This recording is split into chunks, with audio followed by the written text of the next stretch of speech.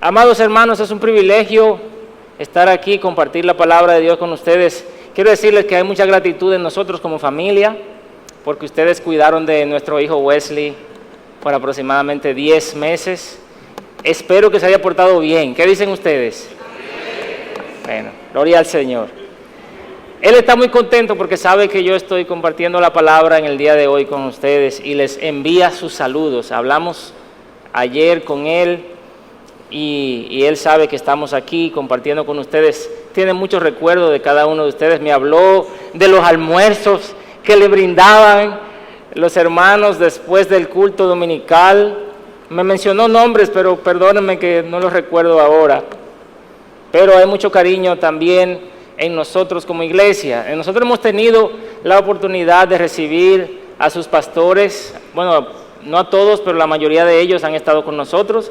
Nos hemos robado a Juan José en múltiples ocasiones para ministrarnos en los retiros de jóvenes, también en los campamentos de nuestra escuela, el King's Christian. También hemos tenido por allá al pastor Luis y hemos tenido también al pastor Arocha.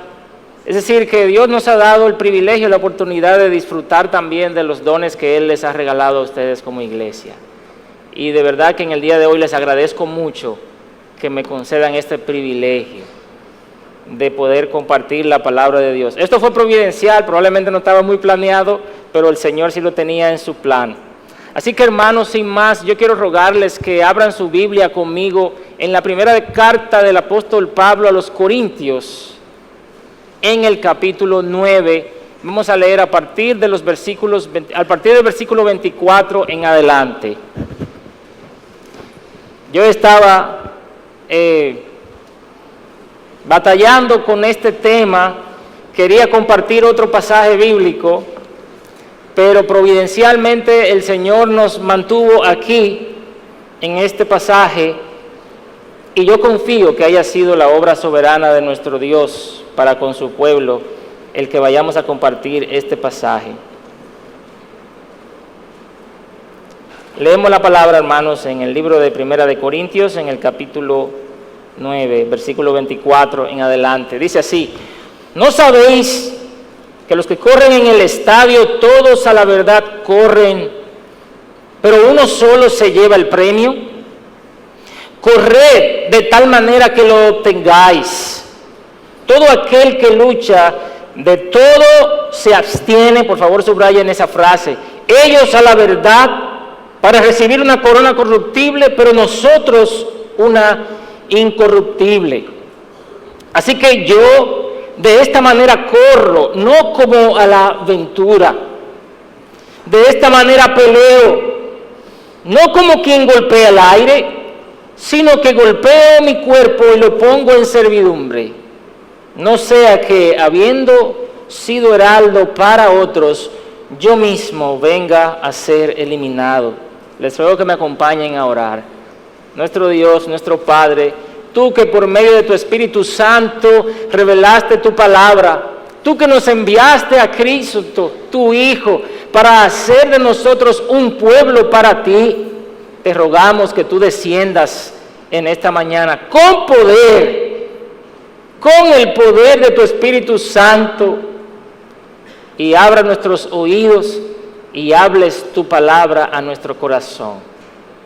Oh Señor, que podamos una vez más ver tu gracia y tu poder capacitando a tu pueblo para agradar a Cristo y glorificarle en todo. La vasija, Señor, es débil e inapropiada, pero nos ponemos en tus manos para que en tu gracia tú puedas edificar tu iglesia en Cristo Jesús. Amén. El día de ayer estábamos celebrando algo muy especial. ¿Qué se celebró el día de ayer? El día de la Reforma. El día de la Reforma protestante. Y a propósito de la Reforma, alrededor del año 1545 y durante el periodo de esa gran expansión protestante en toda Alemania y también en toda Europa, Felipe, un príncipe, era el landgrave de Hesse, del territorio de Hesse, y él era el líder de una liga que le llamaban la Liga de la Esmalcalda. Era una liga militar religiosa que se conformó de muchos pueblos protestantes para conquistar territorio y para también defenderse de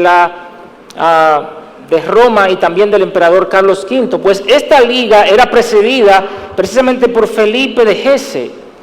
Y en medio de esa expansión, este hombre puso en peligro todo el movimiento protestante alemán.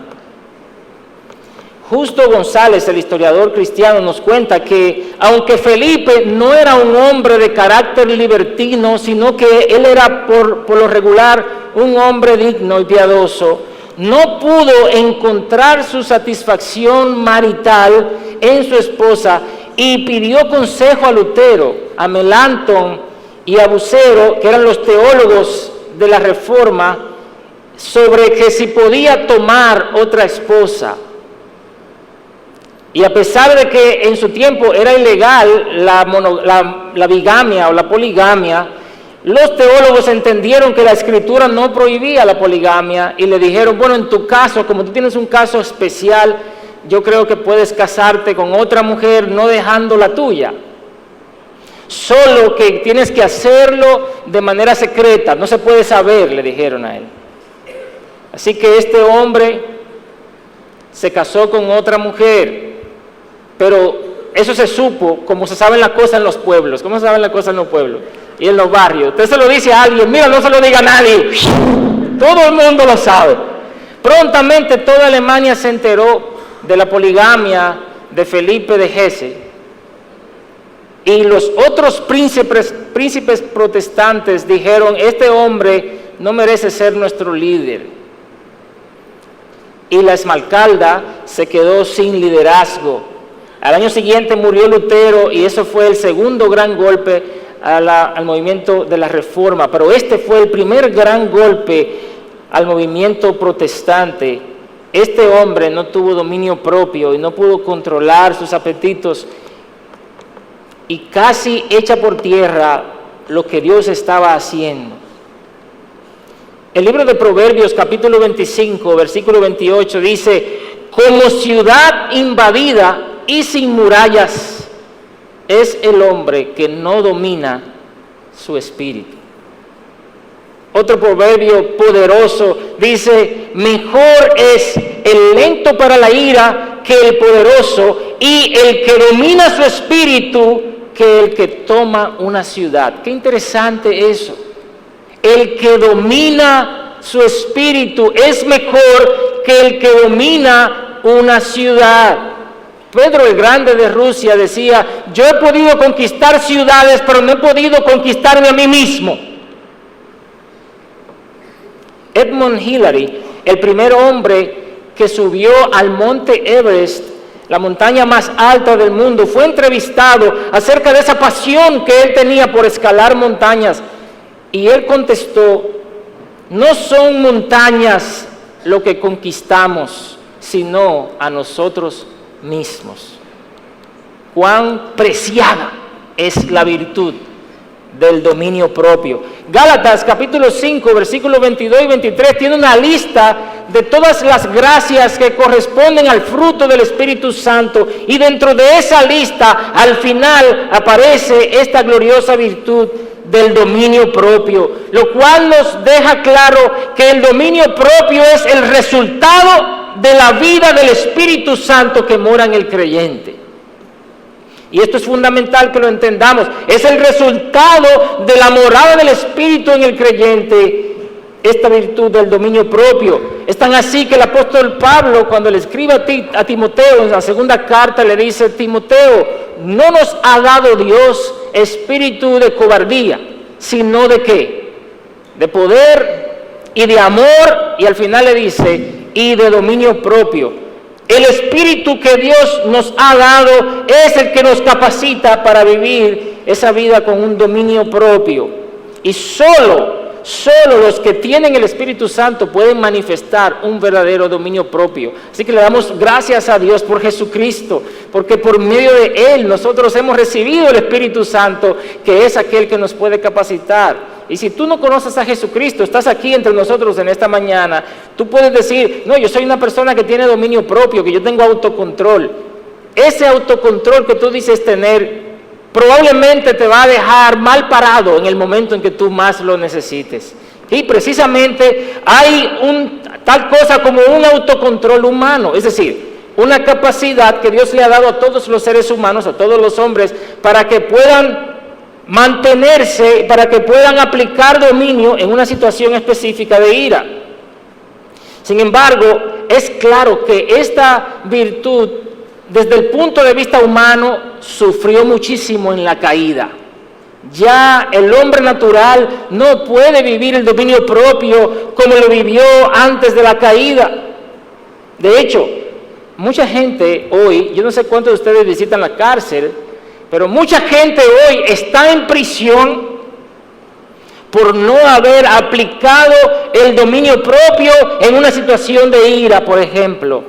Y esa situación los llevó a cometer un crimen. Nosotros en la iglesia nuestra ya tenemos la oportunidad de visitar las cárceles por lo menos una vez al año y llevarle un operativo médico. Y tenemos el privilegio de conversar personalmente con los internos en las prisiones. Y en una ocasión uno de ellos me dijo, yo estoy aquí porque me dio un arranque, como decimos los dominicanos, me dio un pique. Yo no soy un criminal, él decía. Me dio un pique porque alguien me agredió y yo respondí, me descontrolé y lo maté. Y estoy aquí preso por eso. ¿Cuántas personas no hemos conocido que después se lamentan por lo que hicieron? Hombres que se enojaron a tal punto que golpearon a sus esposas y después decían, yo no sé qué me pasó. Madres o padres que van a castigar y a disciplinar a sus hijos, pero que lo hacen bajo la influencia de la ira y lo maltratan al punto que después dicen, yo no sé qué me sucedió, no me pude controlar. Ese dominio propio, ese autocontrol solamente humano no es suficiente para frenar la fuerza del pecado. Es necesario el poder del Espíritu Santo en nosotros. Y hermanos, nosotros estamos viviendo en una época que exalta la autogratificación como si fuera un derecho soberano que tiene el ser humano. El hombre de hoy ha creído la idea satánica de que él necesita tener todo lo que desee. Y por eso vemos continuamente tantos excesos en la vida de las personas que tienen dinero. No sé cuántos de ustedes leen a veces las curiosidades de los periódicos. Recientemente yo estaba leyendo en un periódico online que este boxeador retirado, Mayweather, se acaba de comprar en esta semana un carro marca Bugatti que le costó nada más y nada menos que 3.5 millones de dólares. El cálculo hace aproximadamente 160 millones de pesos. Yo no conozco un carro que cueste tanto dinero. Yo creo que el presupuesto de la UAS es un cuarto de eso en todo el año. Y no solamente eso, este es el cuarto carro de esos que se compra. Y el vendedor privado, que él tiene un vendedor para él de automóviles, dice que es el carro número 39 que le vende de lujo. Nosotros vivimos mirando en las redes sociales esos escándalos de estos millonarios que se dan unos gustos ridículos. Los famosos que hacen cosas que usted dice, ¿cómo puede ser? Derrochan grandes cantidades de dinero en cosas totalmente vanas. Y muchas veces lo peor es que nosotros y nuestros hijos estamos viendo eso y decimos, wow, mira, yo sirviendo a Cristo y no tengo nada de eso. ¿Cómo puede ser que yo soy un hijo de Dios, hijo del Rey, dueño del cielo y de la tierra? Y mira quiénes son los que viven bien.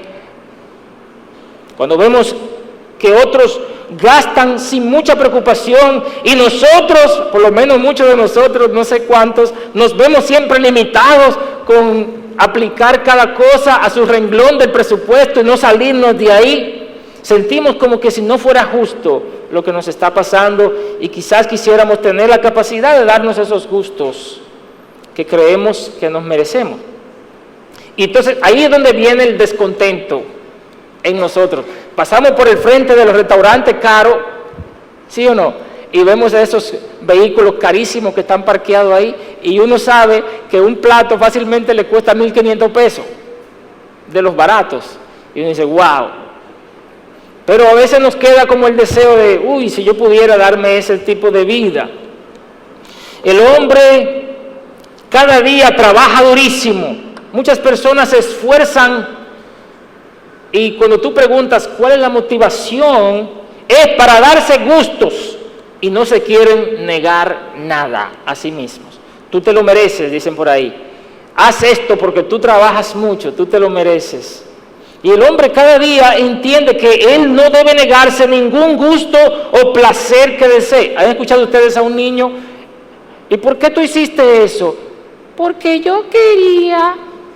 Y para él, el hecho de que él quería es una respuesta válida. Oye, yo lo hice porque yo quería, ya eso es suficiente. Como que si nuestros deseos pudieran ser la norma o la ley. Y nuestros hijos están experimentando ese tipo de rechazo al dominio propio y a la autonegación. Y nosotros mismos también. De hecho, la disciplina espiritual más escasa hoy día, ¿cuál es? El ayuno. El ayuno hoy día casi no se practica en muchos círculos cristianos y la razón es porque no estamos dispuestos a decirle no al estómago por un rato. A menos, claro, que se trate de una dieta para mejorar la figura. Y nosotros lo que tratamos con jóvenes, también nos damos cuenta de que los padres se han vuelto demasiado complacientes con sus hijos. Le dan todo lo que sus hijos quieren. Y entonces los niños entienden que nada se les debe negar.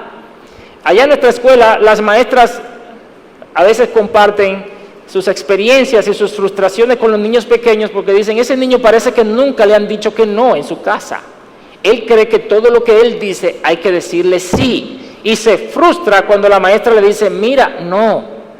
Y se extraña a llorar porque pareciera como que no le enseñan la autonegación. Pero el dominio propio, hermanos, del que queremos hablar en esta mañana, es una virtud que toca otras virtudes del carácter cristiano, contribuye a crecer en la paciencia, en la mansedumbre, en el contentamiento, en el gozo y en la paz interior. Es un atributo maravilloso y muy necesario. Y el apóstol Pablo le escribe esto a los Corintios. Si ustedes se fijan y le dan un poco hacia atrás a la página, desde el capítulo 8 de la primera carta a los Corintios, el apóstol Pablo comienza a hablar con los Corintios y se pone él mismo como ejemplo y también a Bernabé. Y él dice que él está dispuesto a dejar cosas que no son necesariamente malas con tal de beneficiar, de bendecir y no hacer tropezar a otros.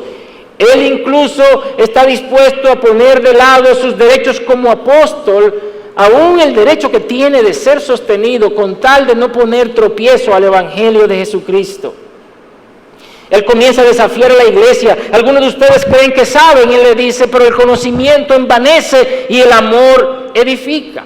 Así que en el capítulo 9 ya él ha venido hablando acerca de cómo el creyente está llamado a renunciar a muchos hábitos de su libertad cristiana con la finalidad de glorificar a Cristo y de que muchos otros sean alcanzados. Y él dice, al judío me he hecho judío, al griego griego, al que tiene ley como que yo estoy bajo la ley, al que no tiene ley como si yo fuera sin ley, con tal de ganar a muchos. Me he hecho siervo de todos para ganar a muchos. Así que él está desafiando a estos corintios. No estaban acostumbrados a eso. Quiero decirles que los corintios eran griegos. Y el griego era hedonista. El griego pensaba que lo que él hacía en el cuerpo no afectaba mucho su alma. Entonces le decía al cuerpo, dale para allá. Esa frase, las viandas para el vientre y el vientre para las viandas, que aparece en el capítulo 6 de la primera carta de los Corintios, esa era la idea. ¿Para qué se hizo el cuerpo? Para comer y para el sexo, así que démosle para allá. Pablo le dice, no, el cuerpo no es para la fornicación, sino que es para el Señor, y el Señor para el cuerpo. Él les está diciendo, ustedes tienen que aplicar el dominio propio. De manera que, al parecer también algunos no estaban dispuestos a sacrificar su libertad cristiana. Y ellos decían algo como esto: bueno, pero si a él le tropiezo, allá él, ¿ha escuchado usted, hermano, diciendo así? Allá eso es su problema, eso no es pecado. Así que si a él tropieza, que aprenda, porque ahí está la Biblia. Pero Pablo está diciendo no. Y aquí es como entramos entonces al versículo que nos corresponde, en el capítulo 9, versículo 24. Y el apóstol Pablo está diciendo lo siguiente: ¿no sabéis que los que corren en el estadio, todos en verdad corren, pero solo uno obtiene el premio? Corred de tal modo que lo ganéis. Y todo el que compite en los juegos se abstiene de todo. Ellos lo hacen para recibir una corona incorruptible, pero nosotros una incorruptible. Por tanto, yo de esta manera corro, dice, no como sin tener meta. Estoy leyendo la versión de las Américas. De esta manera peleo, no como dando golpes al aire, sino que golpeo mi cuerpo y lo hago mi esclavo. No sea que habiendo predicado a otros, yo mismo venga a ser descalificado. Y lo primero que el apóstol Pablo hace aquí, fíjese conmigo, es presentarnos dos figuras para ilustrar cómo es la vida cristiana. Y él dice que la vida cristiana es semejante a una carrera. Una carrera, es decir, una competencia de atletismo, como se solía hacer en la Grecia de aquel tiempo. Él dice que aquellos que corren en el estadio, de todos se abstienen. Y esa palabra de todos se abstienen precisamente es la misma palabra de dominar su cuerpo, de tener dominio propio. Él compara la vida cristiana con una competencia donde muchos corren, pero solo uno se lleva el premio. Más abajo, él habla de una lucha, de una pelea. Él compara la vida cristiana con una pelea cuerpo a cuerpo, con una competencia de fuerza. Y él dice, ¿quién se lleva el premio? ¿Será que el que se lleva el premio es el que no se ejercita o es el que de todo se abstiene? ¿Saben qué? Los atletas tenían que jurar que iban a prepararse por lo menos 10 meses antes de entrar a la competencia en la antigua Grecia. Y tenían que dedicarse a una dieta estricta, no podían tomar alcohol ni dedicarse a la vida profana durante esos 10 meses. Tenían que abstenerse de muchas cosas porque iban a participar en esta carrera. Pablo les está diciendo, la vida cristiana no es una pura fiesta, no es la vida loca. Hay creyentes que viven la vida cristiana como si fuera cualquier cosa. El apóstol nos está diciendo, no, ustedes están en una carrera, ustedes están en una lucha. Esa es la figura que nos presenta. Y la vida cristiana tiene desafíos, hermanos. ¿Cuántos dicen amén? Amén. Tiene desafíos. Y como tal, va a requerir una batalla. Alguna gente se pregunta, ¿y hasta cuándo esta batalla, pastor? Yo le digo, hasta que se acabe. Esta batalla hasta que se acabe. Quiere decir que aun cuando yo esté como usted, me dicen los jóvenes, de esa edad, todavía voy a estar batallando. Ay, mi hijo, le digo.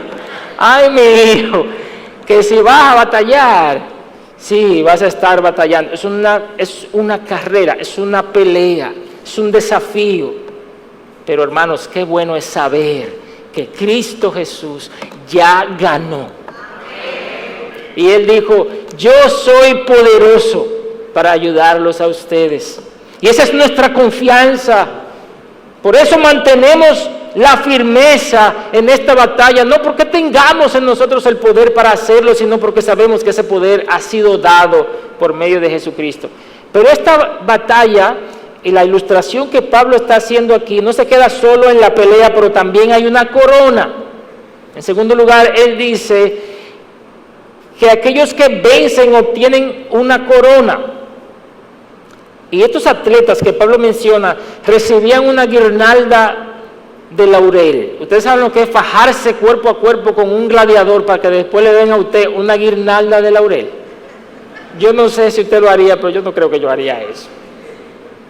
Es decir, de hoja, para que me entienda, un perejil aquí en la cabeza. Pero para ellos no era la guirnalda lo que tenía el valor, sino la gloria de haber ganado. Ahora, Pablo está diciendo que esa es una corona corruptible. Claro, la guirnalda en la tarde ya se había marchitado y al otro día no servía.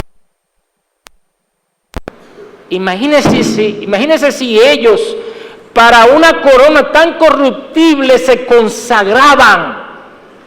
Entonces el apóstol nos está diciendo, ¿cuánto más tú, iglesia del Señor, habrás de consagrarte y habrás de abstenerte de todo lo que pueda impedir que tú llegues a esa meta final con gozo?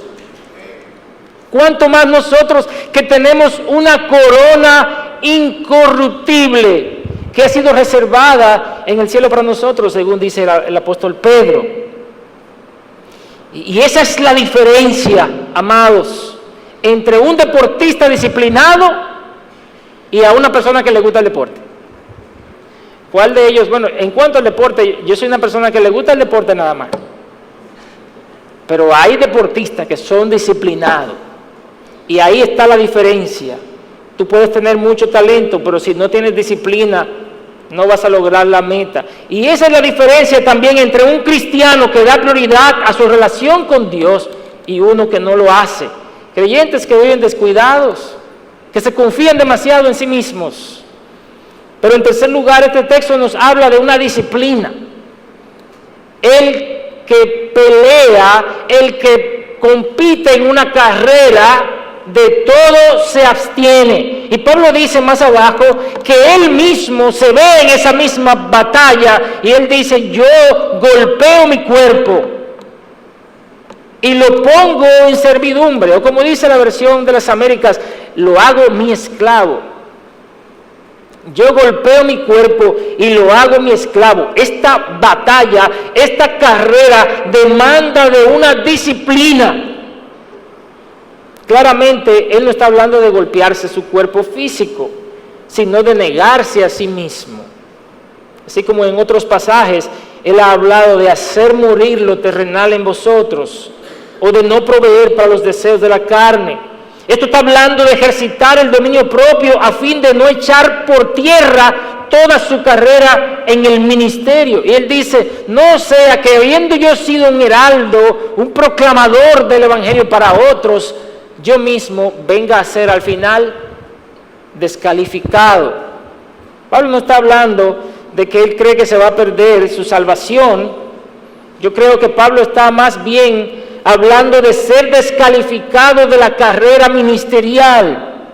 Por eso él se disciplina a sí mismo mediante el dominio propio, como lo ha dado a entender ya en el contexto anterior y en el contexto posterior. Él dice de sí mismo, él dice, yo no me agrado a mí mismo. Y lamentablemente, hermanos, hay creyentes a sus anchas, consigo mismo, metiéndose gusto aquí, otro gusto allá, del pecado, a veces endeudándose innecesariamente para complacer un apetito, otras veces justificando sus actitudes pecaminosas con el dichoso frase aquella, la dichosa frase, todo el mundo peca, nadie es perfecto. Y también exponiéndose peligrosamente a situaciones que terminan en pecado. Ni nosotros, ni nuestros hijos estamos exentos de estos peligros. Nosotros necesitamos no solamente vivirlo, pero enseñarle a nuestros hijos, a nuestros jóvenes, este concepto de que la vida cristiana es una carrera, es una lucha y que necesitamos practicar el dominio propio. ¿Y cuál es la solución? La solución sería hacerse un monje e irse para el monte No, la solución no es la vida monástica ni el voto de pobreza. La solución no está ahí. Estamos llamados a vivir con la gente para ser sal en este mundo y estamos llamados a disfrutar lo que Dios nos da. La solución es que el Espíritu Santo pueda producir en nosotros ese dominio propio, como Él lo dice en su palabra.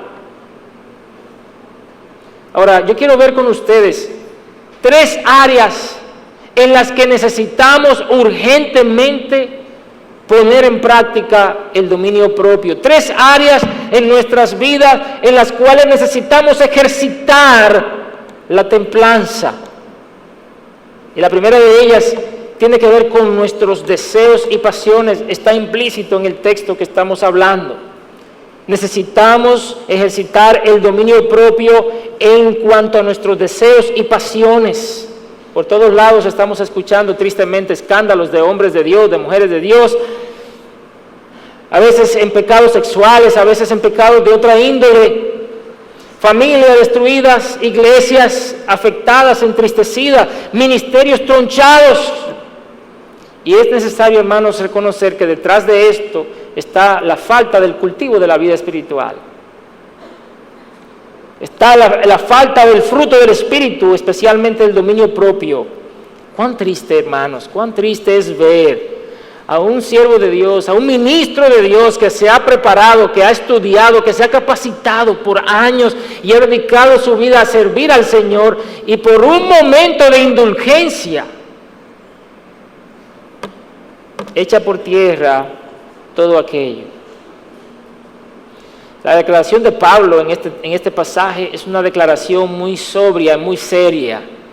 Él dice: no sea que habiendo sido heraldo para otros, yo mismo venga a ser descalificado. En otras palabras, la falta de dominio propio puede descalificar a un siervo de Dios. Y Pablo le insiste a Timoteo varias veces cuando le dice: huye de la fornicación. En otro pasaje le dice: huye de las pasiones. Y es interesante que Pablo no se está restringiendo exclusivamente a los deseos sensuales.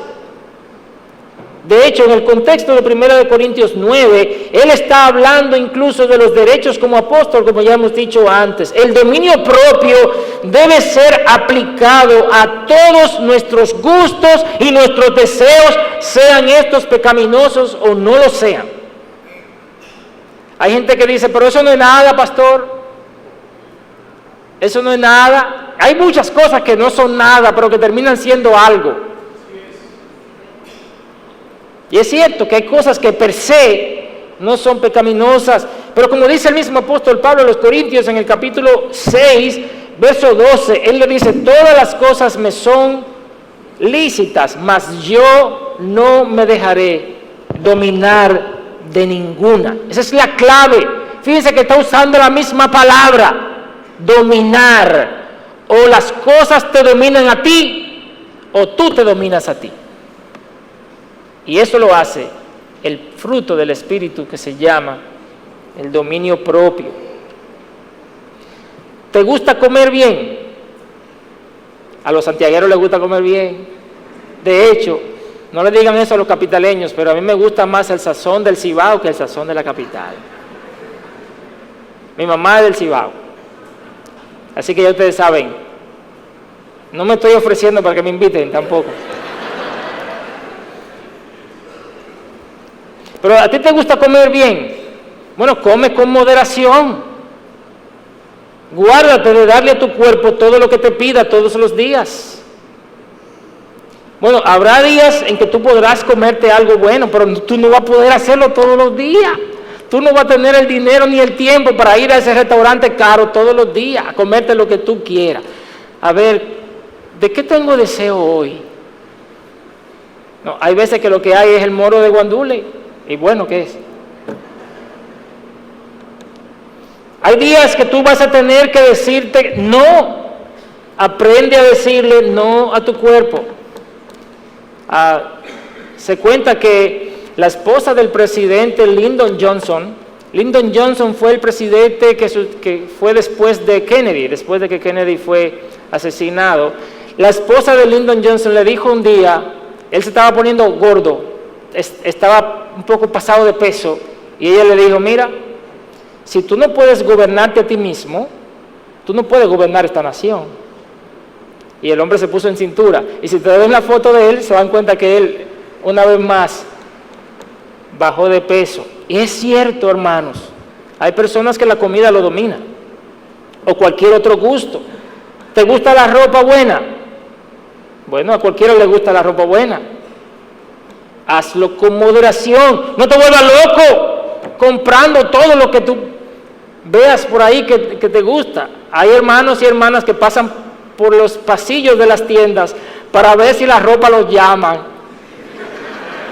Fulano, un par de zapatos hermosos, y la hermana dice, ay, estos zapatos se me pegaron, fue porque yo no fui a comprar esos zapatos. Pero no te vuelvas loco comprando y dando tarjetazo, que no sabes de dónde va a sacar eso. Aplica el dominio propio y aprende a decirte que no. Y así lo mismo con otras cosas como ir al cine. Hay gente que no sale de un cine. Ir al cine no es malo. Pero si tú tienes que ir todos los días, 2 veces a la semana, 3 veces a la semana, no te puedes perder un estreno. Si te va el cheque en el cine, hay problema. Aprende a decirte que no. Precisamente de eso se trata el dominio propio. Mira el caso de Sansón, un hombre con un ministerio, con un llamado, pero él no se sabía decir no a sí mismo. Me gusta esa, voy para allá. Me gusta aquella. ¿Cómo terminó? Desacreditado. Su ministerio terminó tronchado porque no aplicó el dominio propio. Contrario a José, que es todo lo opuesto. Tuvo oportunidades, fue tentado, pero dijo, no voy a fallarle a mi Señor. Y la práctica del dominio propio le permitió a él llegar a ser el segundo en Egipto. Usted puede estar seguro que si José hubiera caído con la esposa de Potifar, no hubiera llegado a donde llegó.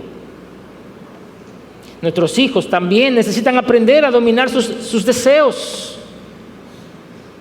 No le complazcan todo. Aprenda a enseñarles a ellos a que apliquen el dominio propio en sus vidas. Usted va a estar haciendo algo muy bueno con sus hijos al hacer eso.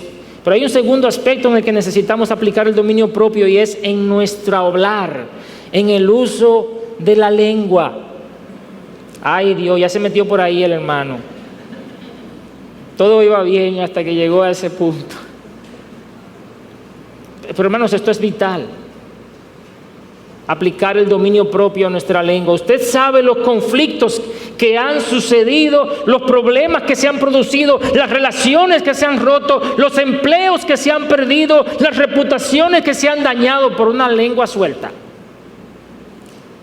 Santiago dice en el capítulo 1, verso 26, si alguno se cree religioso entre vosotros y no refrena su lengua, sino que engaña su corazón, la religión del tal es vana. En otras palabras, Santiago está diciendo que ejercitar el dominio propio para refrenar nuestra lengua es una evidencia de que somos verdaderos.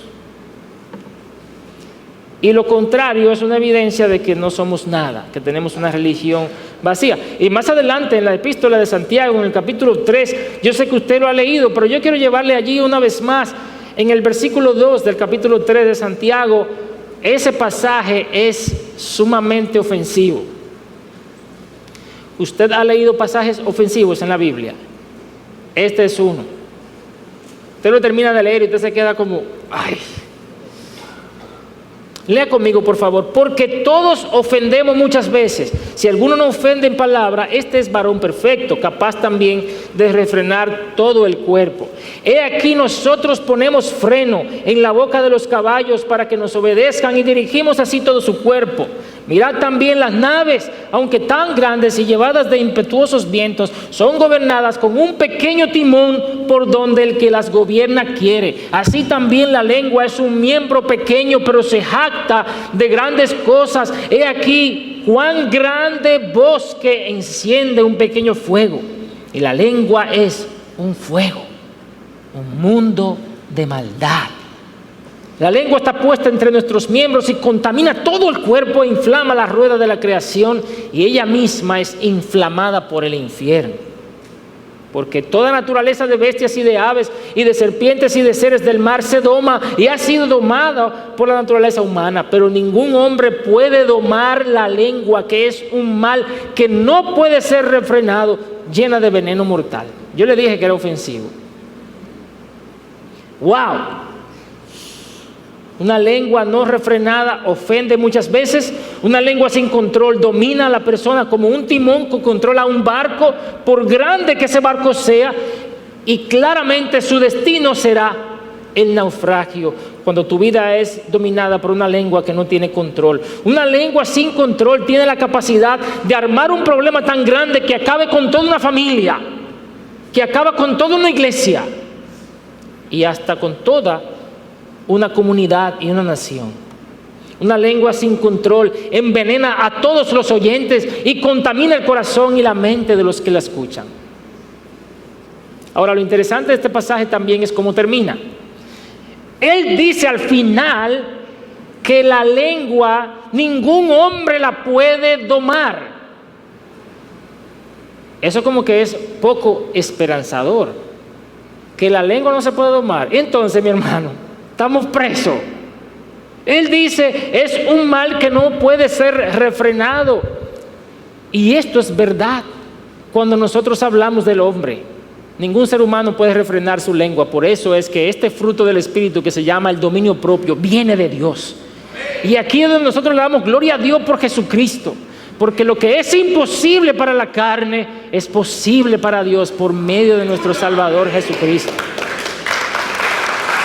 Así que, amado, quizás tú has estado batallando con este asunto de la lengua mucho tiempo. Escucha personas en consejería que le dicen a uno, ya yo no sé qué hacer, ya estoy cansado de bregar con esta lengua. Yo cuando no la pongo a la entrada, la pongo a la salida. Y quizás nosotros tenemos alguna visita este día aquí con nosotros que puede identificarse con esta realidad y decir, Dios mío, ¿es posible domar la lengua? Para ti no lo es, pero si tú le entregas tu vida y tu corazón a Jesucristo, el Redentor, que murió por ti y que se entregó por tus pecados, Él te va a dar el Espíritu Santo, y ese poder del Espíritu Santo en ti te va a capacitar para que puedas dominar ese miembro que se jacta de grandes cosas. Y esto se llama dominio propio. Algunos consejos prácticos en cuanto a guardar la lengua. Guárdate de hablar de los demás, a menos que sea para elogiarlos y para dar una buena recomendación de ellos. Para el dominicano eso es muy difícil, hermano. Yo creo que uno de los pecados nacionales se llama la murmuración.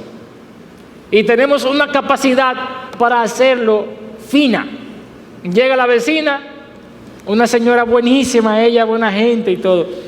¿Cómo está, doña? Ay, mi hija, ya tú sabes, con este calor que hace aquí. ¿Y tú viste lo que pasó con fulana? No, pero uno tiene que estar vivo para darse cuenta de cosas. Esa señora, y por ahí comienza.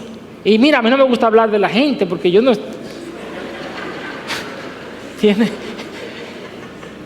Lo ha visto usted, ¿verdad? A mí no me gusta hablar de la gente. Y yo al final de cuentas lo que estoy es nombrando los hechos como pasaron. Pero hermano, si lo que vas a decir de una persona no es bueno, guárdatelo.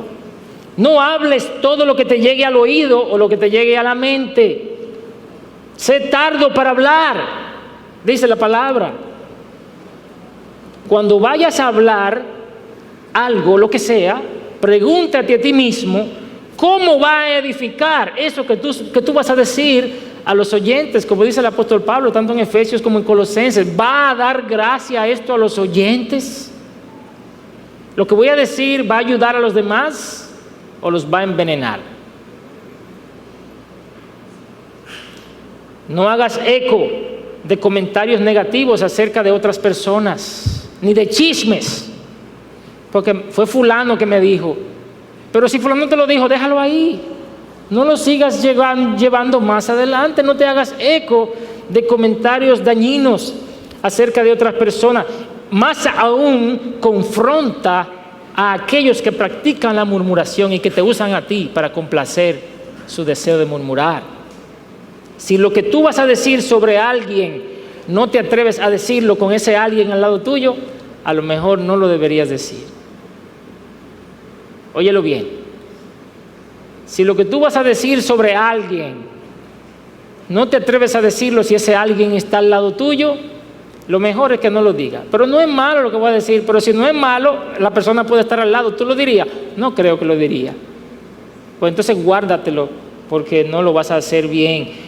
No utilices tus palabras para herir, para destruir, para desanimar, para desalentar, para apocar, para desvalorizar a las otras personas. Todo lo contrario, usa tus palabras para sanar, usa tus palabras para construir, para levantar el ánimo, para exaltar a una persona, para valorarla y para encomiarla. De igual manera, esto mismo tenemos el deber de modelárselo a nuestros hijos. ¿Tus hijos te ven acabando con las personas, murmurando a las otras personas, o te ven hablando bien de las otras personas? ¿Cómo usas tú tu lengua y tu hablar delante de tus hijos? Hemos hablado de dos aspectos. Hablamos de los deseos y las pasiones. Hablamos de usar el dominio propio en el uso de nuestra lengua. Y finalmente, en cuanto a nuestras reacciones. Quiero decirles, hermanos, que cuando yo estaba adolescente, mi mamá me decía el león. Y no era porque yo me ponía un traje de león. Es porque siendo yo el menor de 4 varones, yo me fajaba con cualquiera de ellos. Aunque saliera perdiendo, porque evidentemente, ¿verdad? Yo soy el menor. Pero la cosa era que yo no me le podía quedar callado a nadie que me buscara pleito. Yo no buscaba el pleito, pero si me buscaban, me encontraban. Yo tenía un botón rojo, grande así, pero estaba muy expuesto. Cualquiera que me topaba de una vez. Mi mamá me decía, pero que tú eres un león, mi hijo, tú eres un león. Tú abres esa boca y comienzas a pelear. Y cuando yo me entregué al Señor, los episodios de ira continuaban todavía. Y ustedes saben cómo son los familiares, no perdonan. ¿Qué le dice el familiar? Y tú no eres cristiano. Tú no te convertiste. Esa forma no es de cristiano. Así que yo batallaba con esto. Y un día, hablando con un pastor amigo mío, yo le decía, lo que pasa es, y yo le echaba la culpa a todos los demás. Lo que pasa es que en mi casa me hacen esto, me hacen otro, me hacen lo otro. Por eso que yo reacciono así. Y él me decía, eso no tiene que ver con nadie más que contigo. Tú reaccionas así porque tú eres iracundo. Pero óyeme, Dios puede hacer una obra poderosa en tu vida a través del poder del Espíritu Santo. Y ese hermano me dijo, comienza a orar todos los días, a clamar a Dios para que el fruto del Espíritu se vea en ti. Comienza a leer las Escrituras, renueva tu mente y vigila tu comportamiento. Yo duré aproximadamente 1 año orando todos los santos días por eso. O sea, yo oraba y en todas mis oraciones yo decía, ay Señor, mira, recuérdate que yo tengo problemas con la ira, por favor, dame mansedumbre, dominio propio. Hasta que al año de esa oración constante, un día mi mamá, estaba yo sentado en la sala, yo estaba leyendo, creo que estaba leyendo la Biblia, mi mamá se me acercó y me dijo, mi hijo, tú estás muy diferente. ¿Qué te pasa? ¿Qué te pasa? Cuando la mamá suya le dice que usted está diferente, es porque probablemente esté diferente. Porque los padres no ven que uno mejora. ¿No le pasa eso a usted?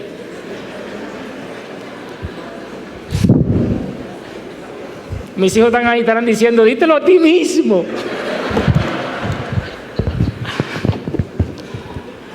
Pues mi mamá me dijo, cuidado, mijo, si tú estás leyendo mucho la Biblia, yo no quiero que tú te me pongas medio loco. Yo me sonreí así como ustedes. Yo le dije, no mami, no, lo que pasa es que Dios está haciendo una obra en mi vida. Así que hermanos, Esto es real. El poder del Espíritu Santo es real. Y yo no digo que no pueda tener una escena de ira, pero el botón se puso más chiquito y más escondido. Porque el botón estaba muy a flor de piel y cualquier cosa me activaba. Quizás tú seas una persona hiperreaccionaria, hipersensible, te tocan y de una vez estallas. La gracia y el poder de Dios puede cambiar eso en tu vida. Y si tú no conoces a Cristo, es imposible que tú puedas dominar el pecado. El pecado te dominará a ti, porque el que no tiene a Cristo es esclavo del pecado. Pero Cristo vino para libertarnos de la esclavitud del pecado, para que ya no sirvamos a nuestros miembros y no usemos nuestros miembros para la injusticia, sino para que usemos nuestros miembros para la gloria de Dios y para la santidad. Él puede hacerlo.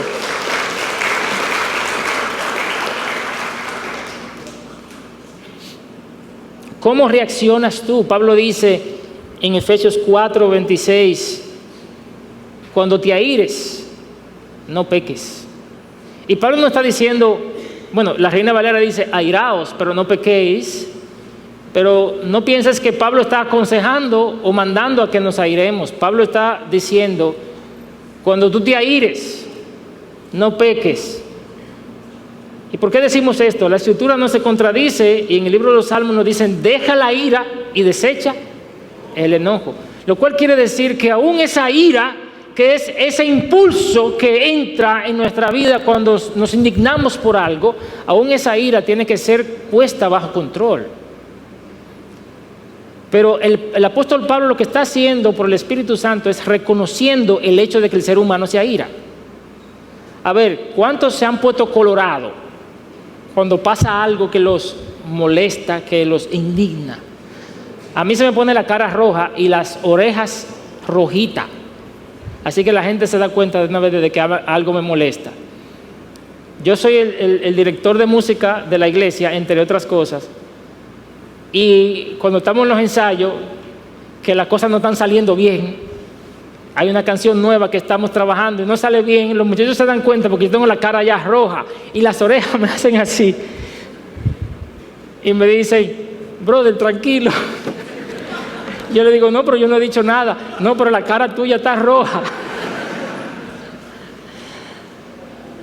Pero ¿qué haces cuando te sube eso? Te enteraste de que fulana dijo de ti tal cosa y de una vez te sube una cosa. ¿Qué haces cuando eso sucede? El apóstol Santiago dice que la ira del hombre no obra la justicia de Dios. En Santiago 1:19, todo hombre sea pronto para oír, tardo para hablar, tardo para airarse, porque la ira del hombre no obra la justicia de Dios. Este texto es claro, amados hermanos. Cuando el hombre actúa bajo el efecto de su ira, nunca hará lo justo.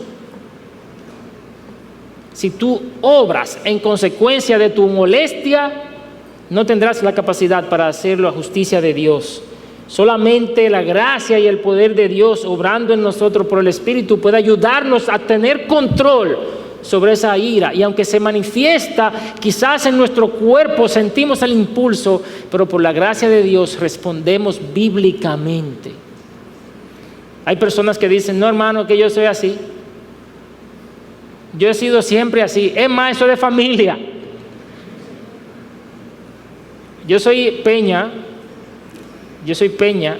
y tengo a primos y primas que son creyentes y ellos se jactan de decir que los Peñas son así. Bocones, peleones, repondones y todo eso. Y yo le digo, no, pero espérate, eso no es porque sean Peña. Eso se llama pecado. No, porque que mi familia me criaron así. Me dijo una esposa los otros días en una consejería matrimonial. Ella le vocea a su marido, le dice de todo a su esposo. Y él dice, pastor, yo no puedo con esta mujer, me dice hasta mala palabra. Entonces yo le digo, pero mi hermana, ¿cómo es esto? Ella me dice, no, yo no sé por qué él se ofende. Lo que pasa es que en mi casa todo el mundo se habla así. Es decir, Ella se crió en un ambiente donde todo el mundo se habla mal. Y esa es una excusa para ella hablarle mal a su marido y faltarle el respeto. Entonces él le dice, sí, pero deja eso en tu casa, porque esta es una nueva casa y yo no te hablo mal a ti. Pero ella justifica que ella habla así porque ella se crió así. Pero hermanos, 2 Corintios 5:17 establece claramente que si alguno está en Cristo, y el dominio propio es parte de lo que Dios nos ha dado. Para terminar, quiero darles algunos consejos prácticos en cuanto a cómo manejar y cómo aplicar el dominio propio en el área de la reacción para no caer en la ira. Ora continuamente por esa área de tu vida, hermanos. Ora. Dios responde la oración. No te acomodes a tu ira diciendo que tú eres así. Más bien, recházalo. Rechaza ese comportamiento. En tercer lugar, estudia los pasajes bíblicos que hablan acerca de la ira, del enojo, que te hablan también de la paciencia, de la mansedumbre, de la paz, del dominio propio. Vigila tus reacciones ante tus hijos, ante tu cónyuge, ante tus compañeros de trabajo, tus familiares, tus amigos, etc. No dejes pasar las oportunidades para pedir perdón. Se te fue la mano. Ve y pide perdón. Mi hijo, se me fue la mano, perdóname. A mi esposa, mi amor, perdóname, te hablé mal. Pero el problema de nosotros es que hacemos eso y después decimos, ay Dios, esta ira que me agarra. Pero ve entonces, restituye a tu hermano. Pide perdón. Arrepiéntete de verdad.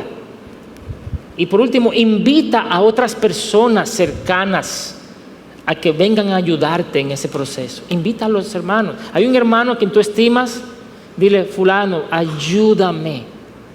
Hay un pastor de la iglesia, dile, pastor, por favor, ayúdeme. Yo quiero que usted me vea, yo quiero que usted me estudie. Que cuando usted vea que yo esté reaccionando así, por favor, usted me amoneste. Díselo a tu cónyuge, quizás él puede ayudarte, ella puede ayudarte.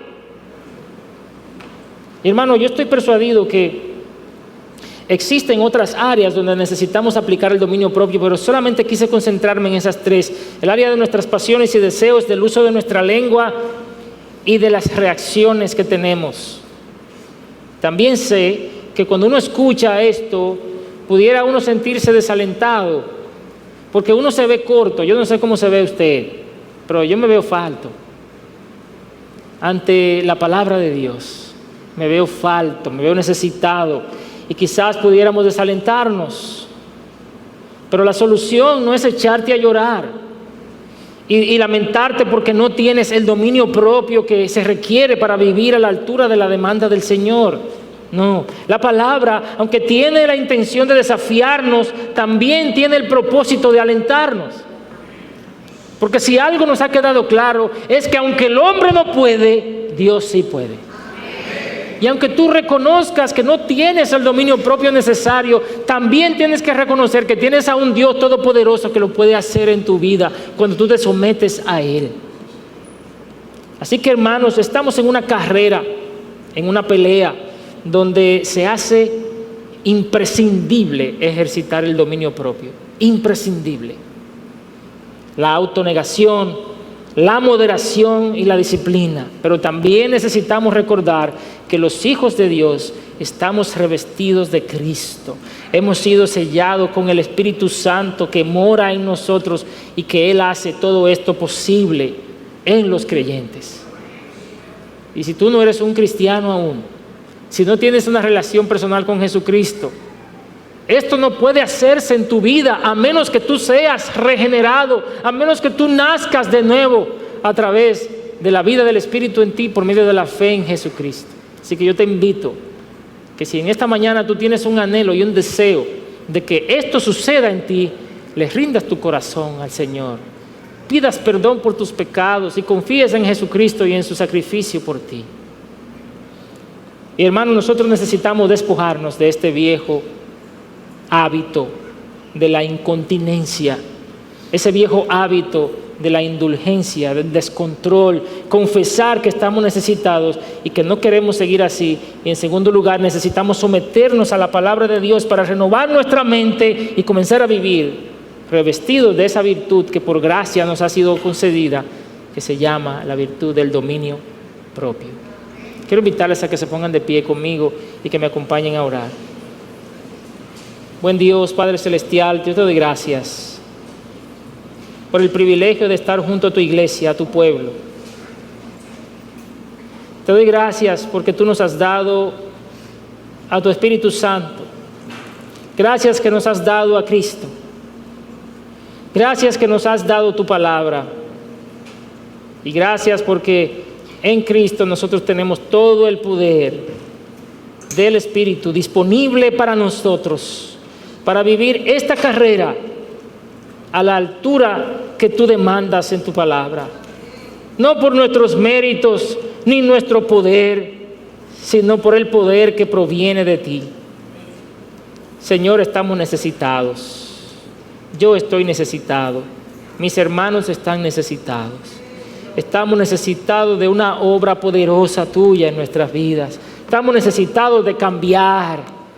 Oh Señor, y queremos decirte en esta mañana que queremos renunciar a todo hábito de vivir una vida de indulgencia, sin control, sin dominio propio. Que queremos renunciar a las excusas y abrazar la verdad bíblica de que el cristiano debe vivir en dominio propio, en templanza y en disciplina. Sabemos que Jesucristo hizo todo lo necesario para que esto pudiera ser una realidad en nosotros. Por eso te rogamos que lo hagas con nosotros. Danos más de ti, Señor. Danos más de ti, menos de nosotros. Más de Cristo, menos de nosotros, Señor. Padre, que tú crezcas, oh Señor, y que nosotros menguemos cada vez más, a fin de que tú seas visto y tú seas adorado, tú seas exaltado y glorificado en nosotros. Oramos por nuestras familias, que nuestras familias, Señor, puedan aprender, nuestros hijos puedan aprender la disciplina del dominio propio. Pedimos que tú nos capacites para educarlos, para criarlos en el temor del Señor. Esto te lo rogamos por los méritos preciosos de Jesucristo. Amén.